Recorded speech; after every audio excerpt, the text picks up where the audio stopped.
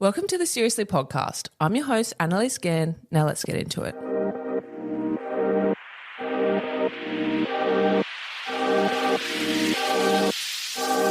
Welcome to the Seriously podcast, where we make light of serious conversations with really interesting people. Unice Wani is one of the most followed people on social media in Australia.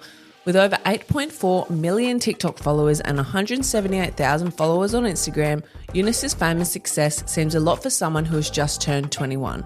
The Perth local is extremely down-to-earth and lovable, is famous for her dance videos, stands on social equity, and for being a leader in the Gen Z TikTok space. This was my first time meeting Unice in person. She doesn't really do interviews, so this chat was really great to get to know her behind her public profile and stardom. Enjoy our chat. This week on the pod is TikTok star Unice Wani. Welcome. Hello. Thank you so much for having me on the show. I'm really excited to be here. Thank you for coming to the studio. How are you today? I'm good. I'm amazing, actually, except the weather. Perth weather needs to stop changing, but yeah. Yeah, it has been a bit drizzly today. I just want to ask, because you're a social media star, you have 8.4 million followers on TikTok. You're one of the most followed TikTok stars in Australia. You also have 178,000 Instagram followers, and you have some amazing sponsorship deals with some of the biggest brands in the world, like McDonald's, TikTok Australia, and Red Bull. Can I ask though, despite all your success, what is the most down-to-earth thing about you? I guess it's the fact that I'm a very chilled girl, so most of the time you'll just find me at the arcade or at a park kicking around a ball, or I guess inside my house eating Maccas. That's all I do. I love that. And you seem really down to earth and chill, and that's why I love your TikToks and your Instagram. Thank you. Are you a Perth girl? Did you grow up in Perth? Yes, I'm a Perth girly. I claim being a Perthian, 15 years strong. Yeah, Perth girly. Okay, so where were you before Perth? I was actually born in Uganda, where I lived for 5 years before coming over here in 2007. Wow. Yeah. Can you talk to me a bit about that? Yeah, so when we first came to Australia, again in 2007, I guess it was hard adjusting to everything because I didn't even know how to say Australia. I was like, Australia, like, what is this new place? Mm-hmm. Yeah, and I didn't know much about, I guess, the animals that everybody talked about because coming off the plane, they're like, yeah, there's a lot of spiders, snakes. So we were like scared because back home we never saw a lot of them. And then, yeah, we just moved, I guess, my whole life near Northside where we stayed for the longest, 15 years. And it's just been fun here. That's all I can say. Fun and interesting. I haven't traveled around Perth much or WA. Just stayed in my little bubble because I'm a city girl. That's incredible. Can I ask, so is English your second language? Yes, it is. Wow. Yeah. So what's your first language? Is it Choli? Okay. Yeah. So I'm sorry, I'm not aware of that language. Should I say a few things? Yes, I would love that. Can you translate them back to me? I got you. So just to say, how are you? It would be Annaliese Tininin. Oh, that's beautiful. Yeah, how are you today? To say you look beautiful. Inin maling. Yeah. Oh, I like something it. Cute. It's a bit spicy. I love that. So in saying that, we were just discussing that about your childhood. Yeah. What was it like in Uganda, like before you came to Perth? Like, what is it like over there? Well, I actually don't have much of a memory because, I was really young. Mm-hmm. The only thing I do remember is we lived across from a police station and that was it. And, yeah, I have no memories at all. I haven't been back. Hoping to go back this year and just catch up on some family and, the culture there. Mm-hmm. But apart from that, I honestly don't remember, which is bad. Did you always have dreams of working in the entertainment industry? A bit. Growing up, I wanted to be the next Eunice Bolt. I loved running, jumping, doing every single sports. And then, one day I got into an argument and I was like, you know what? I'm going to be a lawyer instead because I love arguing. And then, I was like, maybe being a lawyer ain't for me. And I was like, Unice is built different, so she'll just jump into doing everything, modeling. And then out of nowhere, God was like, you know what? I think entertainment is good for you. So, yeah. Yeah, you're such a natural entertainer. You're so beautiful. Guys, she's really tall and stunning, and it's unfair. And I just want to ask, because I've seen on your TikTok you're so good at dancing, like super good. Where did your passion for dance come from? If I'm being completely honest, I used to be stiff. What? Scary stiff. I guess, obviously, when I started the TikTok, back in... When did COVID really hit? Around 2021, 2020? Yeah. Yeah, so my friends would just be dancing and I'll just be in the back because I couldn't dance. And then I'd go home and practice it and I'll still be stiffed. And from then on, I just did it all the time. And now here we are. You're incredible, though. I can't believe... So you didn't do it in primary school or anything like that? Absolutely not, no. Wow. So you've only been doing it for like 3 years? Yeah. I was probably the worst dancer you'll ever put eyes on. Like even community events, I was like, I'm not dancing, Mum. It's not happening. I'll sit out. So there's faith for me then, because I thought I was good, but producer T thinks I'm shocking. Nah, I think you have a little something in you. Well, I want to ask as well, after we finish this podcast, can you teach me a TikTok dance? And I want to post it to my Insta. And TikTok. And I want to see what people think. I got you. A little 1-2 step. Yes. Yeah. Okay, cool. I'm glad that you agreed. I thought you'd be like, no, definitely not. No, I want to see it. Okay. I think everyone wants to see it too. So you're also a model. Recently. Yeah. I don't like telling people I'm a model. I'm like, I'll let you guys guess, but tell everyone. Stunning. Oh, yeah, 100%. You're a beautiful person. I just saw that you attended Sydney Fashion Week. Yes. I was there in 2021. So I want to know, who did you go with? What shows did you attend? And who did you wear? Well, I went with my amazing manager, Allison. And the first show we ever went to was Asayam, who I was dressed by her. Hopefully I said her name right. And then I also wore outfits by Yusuf Akbar and Camilla, which was amazing. I saw that. That was iconic. I love that two-piece look. Was it a two-piece or a jumpsuit? Yeah, it was a two-piece. I'm pretty sure they said it was, there was only 5 left in the world of it. And I was like, Mickey Mouse, chuck it my way. It was so cute. I didn't want to give it back, but, I'll come back for you. Yeah, you looked amazing. Thank you. I also saw that you attended the FIFA Women's World Cup. Oh, so jealous. Best. Can you tell me about that? How did that come up for you? Well, maybe it's because I have a sports background, but I never really played football or soccer, as they said in Australia. And then, one day they were just like, Unice, would you love to come out to the FIFA Women's World Cup? And I'm like, FIFA Women's? I'm out there. We went, and it was honestly the best week and a half of my life. Yeah, we got to see a whole bunch of different amazing talents, not just in the creator world, but also in the sporting world and athletes and stuff that we came across. They were just, so humbling and so amazing to be around. When I saw that, I was first of all jealous, and then I thought I would like to go to it. What was your best moment from it? Like, did you see any like cool goal scores or like, I don't know anything about soccer, by the way, but I did watch the finals, the semi-finals. What was your favourite moment from the games? I guess my favourite moment was, so the girls we went with, I believe this would be the semi-finals. So obviously I'm out here going for Australia and the girls next to me are going for England. And out of nowhere, Sam Kerr just kicks in an amazing goal and I'm there screaming my lungs out to this girl's face and she starts recording and now she has a video of me just going crazy and I was like, it's not me. But that was probably the highlight of that entire week for me, just Sam scoring that goal and I was like, you know what, we got this in the bag. She's an icon. Yeah. She's a boss. I'm like, I'm trying to be like you one day, after I fix the leg, but I want to be like her. Oh, you definitely are on the way there.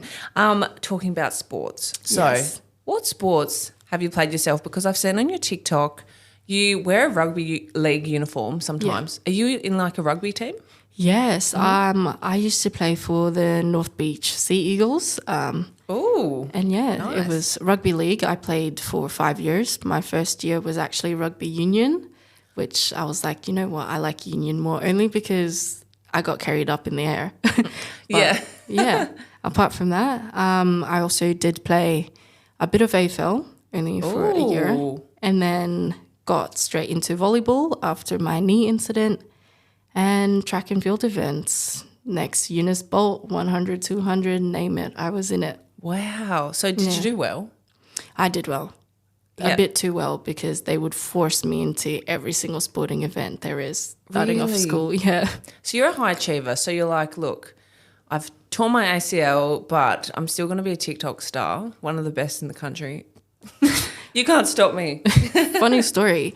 When I tore it, I actually didn't know I tore it. Like, I just got up, I started laughing on the field, and then, they put me back on, and I was like, something is not right. My knee started moving, and I was like, maybe I should sit out. And then right after, I just started dancing and posted a TikTok, and I was like, yeah, I'm fine. It's just a sprained knee. So did you start dancing after the ACL injury? Yeah, straight after. So, okay, I'm not saying it's a good thing, but it's almost like it kind of led you to your TikTok stardom in a way. Yeah, I feel like it did. Wild.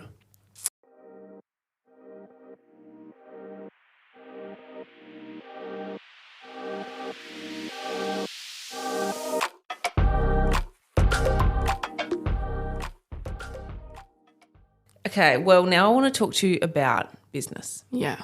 So I get paid for collaborations on Instagram. I have no idea how it works on TikTok. I think I've got like some really small paid jobs on TikTok. I wanted to ask, like, how does that work for like creators who want to start getting paid by TikTok? Is it still like a sponsorship paid by paid bit, or is it paid by views in Australia? Well, in Australia, I believe what it's called the Creative Fund. Unlike America and other places, we don't have the Creative Fund here. So like Instagram, as long as you monetize, I guess, whatever platform you're on, you will get paid by the brands that want to work with you. Yeah. Okay, cool. That's what I was wondering. And a lot of people have asked me that, and they're like, how do you get paid by Instagram? I'm like, it's not by Instagram. Yeah. It's by the brand. Yeah, it's by the brands, guys. Just aim for the brands. And do you do both? I do both now. Me and Instagram, we had a little fight. Oh, what happened? No, it's just Instagram. I feel like it's a lot harder to jump into, and especially if you're trying to transition out of TikTok and stuff. But yeah, Oh, they're so different. And like for me, I got my Instagram back in 2015. Yeah. And the algorithm was like it is now for TikTok.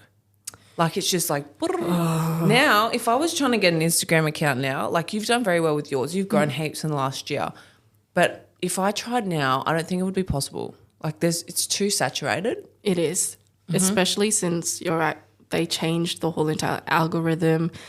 I believe before you used to post like 5 videos and you're growing. Now they have reels, which you got to jump into and constantly posting on your stories. I was like, okay, it's too much. Just stick to one. What's the difference for you between TikToks and Reels?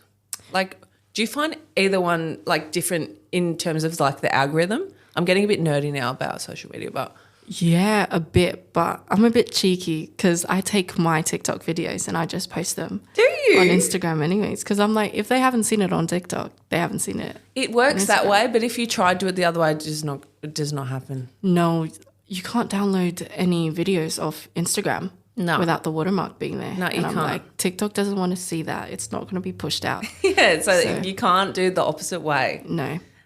You go viral a lot, like a lot of your videos. What's your most viewed video, by the way?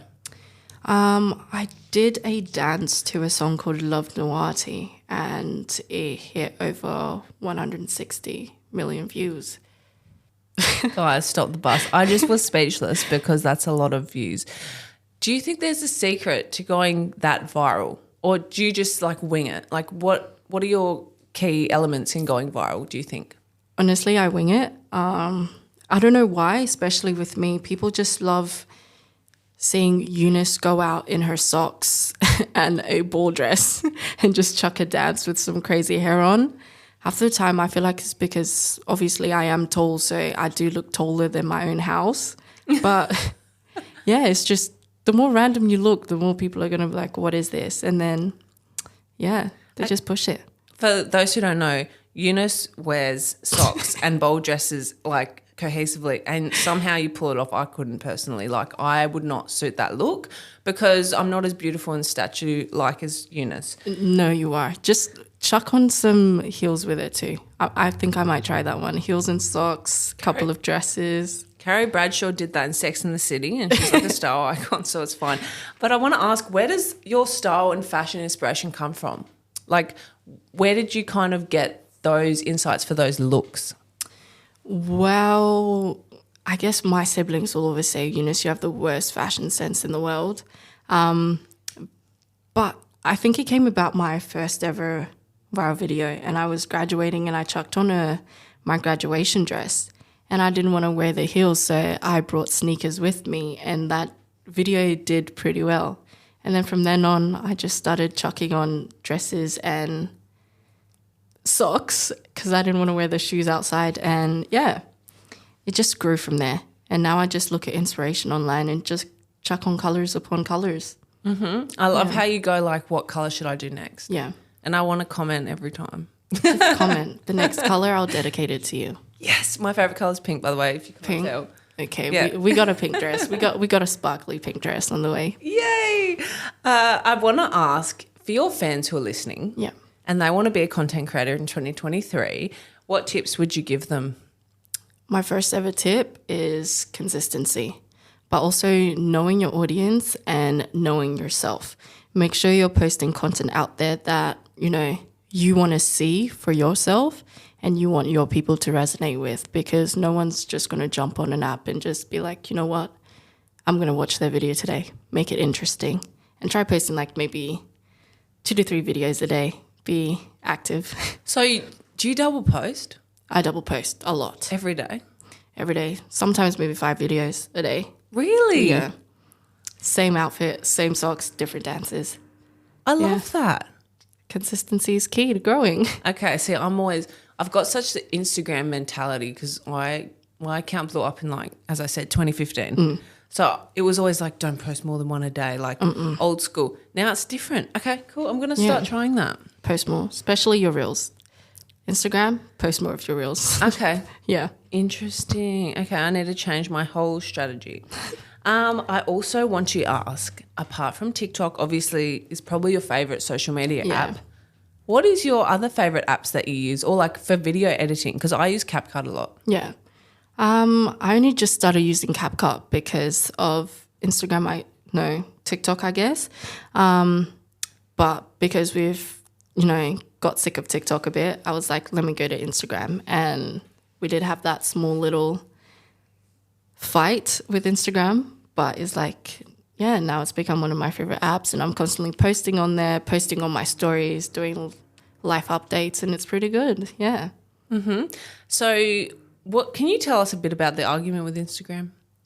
Oh, so Instagram, as you know, is one of the hardest platforms to grow. Mm-hmm. So 100%.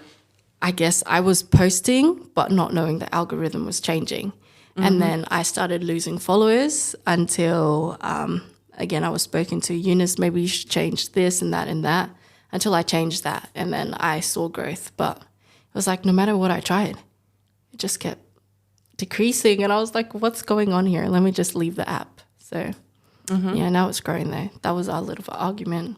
Now we're best friends. Yeah. That actually happened to me last year, and I lost like 3,000 followers, and I was like, what the hell? And it hasn't changed since. And it's like, what's going on? And it makes you look bad as the creator. Yeah. And Brand's like, what the hell? And I'm like, I didn't do anything. It's not me. It's the app. Talk to the app. I also want to ask, I saw in an article from 2021. Yeah. You had spoken about being shadow banned. Now, for people who don't know what shadow banned is in this industry, it's pretty much when people can't see your videos, the algorithm stops people from seeing your content. Yeah.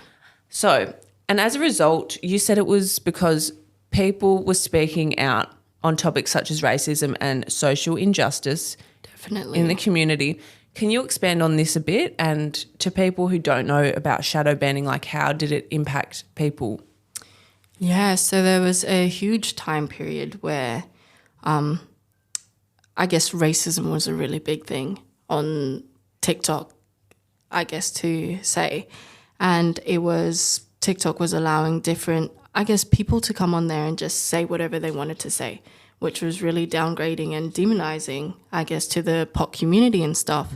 And every single time we wanted to speak up on it, we either got our videos taken down or our videos were put under review, and then our whole account would just be shadow banned. So no videos pushed out, no one could see anything. You had to wait at least a day or two for your video to actually even be posted on there. Or they would say, you know what, you have a bigger account than the person attacking you, so we're going to take your video down instead, I guess, of taking down those comments. And that resulted in, I guess, the POC community, which stands for People of Color, going into a huge strike. And we just stopped posting dances for a week. We stopped commenting. We just stopped everything for a whole week until they introduced, I guess, review comments or shutting down your comment sections and stuff. But yeah, it was really hard trying to be a creator and doing what you love on the platform when you can even be yourself without being attacked. Was this during the Black Lives Matter movement? Yeah, it was a very huge thing. Then I remember one of the comments, I think I posted something and somebody said, okay, George Floyd. And what? I just remember thinking, if I comment on this, what is TikTok going to do? Because the way I go about it is I can go and answer a comment, I can go and attack you back. But at the end of the day, I don't know what's going on in your life for you to come say these things to me, which again, you know, you shouldn't be saying those things in the first place. But it was just, we had to think strategically about how we answered it. Some people were very aggressive with it and took it the wrong way, which completely understandable again. But it was just hard hearing stuff like that, especially when you were trying to change those things and you were trying to do better for your community and for your people. Yeah. So messed up. I remember that time, and for the pop community it was really, really hard. It was. Can you talk to me a little bit about being a creator and being in this industry? Do you feel like there's any disparities between not so much being paid the same as people who aren't of colour, but do you feel like there's a little bit of disparity with the way that you're treated ever? Definitely. Or not really? Okay. Yeah, because I always felt like I had to work 20 times harder, no matter how many views I had on a video or how well my engagements were. It was like the brands didn't want me. They wanted, I guess, the light skins, the white girls, just somebody that would be more appealing to the public eyes. And it took a long time, I guess, to push and get those brands to come and see me for me and be like, we want her, not just for her looks, but for her personality as well. And it took a while as well to push, I guess, TikTok for that. And it's honestly amazing to see the growth that TikTok has now done with providing a lot more services to the pop community and the opportunities as well. So do you think you've do you think you've opened the gate for more people in the community? Do you have more of a voice? Because I think you have. Yeah. I honestly feel like there's still a lot more we can do. We now have a gateway, yes, but I want to see a lot more to be done, even if I have to do that myself. But we have amazing people behind us supporting us as well. So I see a future for us in this industry, yeah. So you were saying before how you had to work 20 times harder. Yeah. In what way? Like, do you mean like your engagement is obviously the same as someone else and you're thinking, oh, they'll just choose that girl for that job because of the colour of our skin? Literally, it's just down to that. Yeah. So I remember there was a time period, and I tell myself this now, I will never compare myself to another creator because we're all different in our own ways. But I was looking at this creator's following and engagement. I was like, it's amazing. You know, is that the reason why I'm not getting those jobs? So I started building my platform, posting maybe 30 videos a day.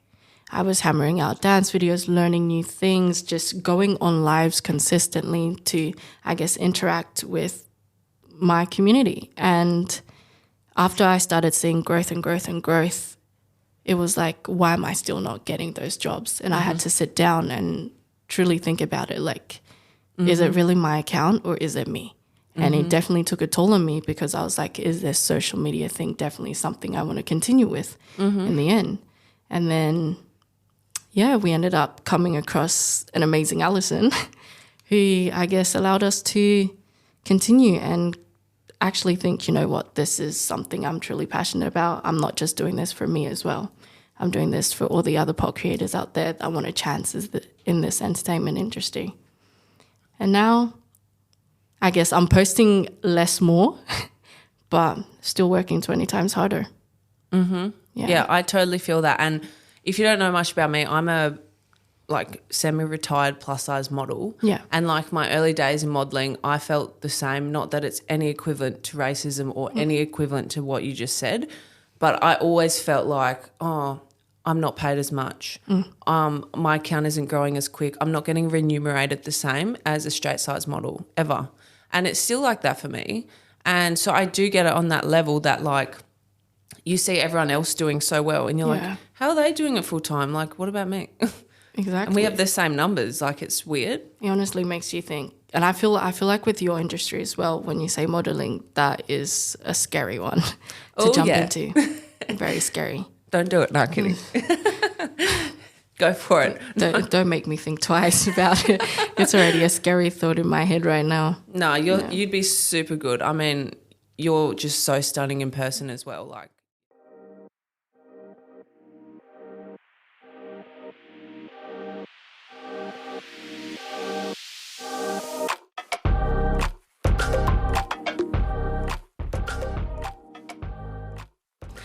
So I want to talk about relationships. Scary. Because you know what? I Googled you so much and I researched you for days. I can't find anything about your personal life. That is beautiful because we keep our personal life quiet. Dating is something very scary for me. And I feel like it's because of, I guess, the environment I've been in and the relationships I've seen. And also, I'm not ready. It's just, for me personally, when I think relationships, dating, is just, you have to put in 100%. And I can't put in 100% right now in my life. And to also constantly think about, I have somebody there that I need to be thinking about, messaging in the morning, checking up, going to see. It's just a lot of work. So are you single right now? Very single. Mm-hmm. Yeah. Not ready to mingle. I can cook. I can clean, guys. Yeah. Everyone keep away. She's not ready. Very much not. You have to go through an Allison. You know where the email is. Go through management first. By the way, guys, Alison's in the room. She's very nice as well. Okay, so that's a no to dating, but I want to ask a general question in terms of being TikTok famous. Can I just ask though, when you are TikTok famous, is it harder to date? Do people recognize you all the time now? They do. It's scary because half the time I'm just like, I'm a normal person, and then they just bring up the social media. I'm like, oh, there's that thing. Dating wise, sometimes it now scares me because it's like people, I guess, approach me in a way of, we want her to promote our thing, so we're going to move to her in a different way. Or just, it's for the clout half of the time. Oh, yeah, so, it's the worst. Yeah, I just stay away. You know what? I get that. And on a personal level, because when I was dating, every guy just wanted me to say, oh, I'm with Annaliese again. Yeah. And it's like, you need to know me as a person. Like that's our character. That's our brand. It's not us. Yeah. It's separate. Because it's like, what if I was different from my social media? Which you would be. You're not just you're not just one entity that just dances all the time and looks beautiful. Like, we're going to have days where we're in bed and eating Macca's in bed, as you said, and like, chilling out. So like, my wig off. Like, do you want to see that, guys? I mean, with my wig off, don't do that. Yeah, exactly. Like, we have all these elements of ourselves that we don't show. We're like an onion. We peel off the layers. And I want to ask this question as well. Do you ever feel like, how do you separate the two, the character Unice and the actual person? Like, does it ever get in the way? Honestly, I feel like the way I've sort of created my social media is the way I want people to view me in real life. So the person you see on social media is the person you're going to get 100% in real life. Now and again, I might act shy, and that's just because, I don't know the environment that I'm in until you get to know me. But the person you see on social media is me. It is. Yeah. Like you're exactly the same in real life. It's nice to not feel so surprised. Sometimes I meet people, I'm like, whoa, you know. What happened? Yeah, you know this industry, you go to events. Yeah. Like I've seen you at events, I've never actually spoke to you. Yeah. But you're exactly the same. And I see you dancing at events. Okay, that's good. We're still Mama Unice, guys. Mama Unice is always making TikToks at movie Everywhere. premieres. Every time I see you at a movie premiere, you're making TikTok, and I'm like, I wish I could be that But you cool. can, though. Well, you're going to teach me after this, but I got you covered. she's got me, guys. I want to ask as well, do you have your sights set on the UK or America to further your career? Or are you happy in Perth at the moment? Australia. I'm sick and tired of carrying you on my shoulders. Ooh. It's time for me to go. I've done enough here. Oh, really? I don't know what else I guess Australia has to offer. And I'm excited to see what it has to offer me, but I feel like I've outgrown this place, especially Perth. I honestly see Perth as a retirement village now. It's just... It's tiny. Yeah, there's nothing here for me. So definitely looking into LA, maybe even the UK. Exciting. Yeah. Yeah, because you are at the highest level you can be. Like, that you can't really get any higher. So it's like, I've outgrown this place. It's time to move on. Yeah. And being so young as well, you get so tired of being in one place for so long. And yeah, I'm tired. It's time for me to go. How old are you, by the way? I just turned 21. Okay, cool. I get it. Because you know what? Up until 25, I moved everywhere. I moved every 6 months. Oh my gosh. Yeah, and then now I've been here for 3 years. It's like, I'm a gypsy. I need to be going on the road. But that's what I want. I want to be your travel babes. Like... Oh, you will be, babe. Any brands listening, I always have my passport on me, guys. Yeah. She's got her sights set. Where would you go if you could go anywhere? Like Korea. to work? South Korea. What? Are you... Okay, I did not expect that answer, but I love it. I just love it. It's so beautiful. The culture, the language, just the men. Damn. Yeah. Korea. Yep, I can see that. I can see that. Are they tall though? Some of them. Are they? Yeah. I know Japanese men are tall. I haven't been to Japan yet. Wait, are you into men or women or both or? Men. Okay, cool. Yeah. Sorry, I have to ask, I have to ask. Yeah. Yeah. Cool. Well, that's exciting. Unice, bringing it back to the questions, we're actually sipping on some Red Bull right now. Red Bull gives you wings. It's given me a lot of wings today. I actually am a big fan. I saw that this year you hosted the Red Bull Dance Your Style event. Yes. Can you talk to me about that and do you want to do more hosting in the future? Definitely. So I was given an amazing opportunity to be amongst some of Australia's best dancers, where we went over to Sydney and I guess, find Australia's best dancer at Red Bull Dance Your Styles. And the winner there was given the opportunity to now go over to Germany. And hosting that was actually quite nerve-wracking because it was my first ever hosting event, having a mic in my hand, talking and also, I guess, trying to be Mama Unice at the same time. But it was something exciting and I was like, damn, I definitely see myself being a host one day. And I loved having the microphone. I just love talking, I guess.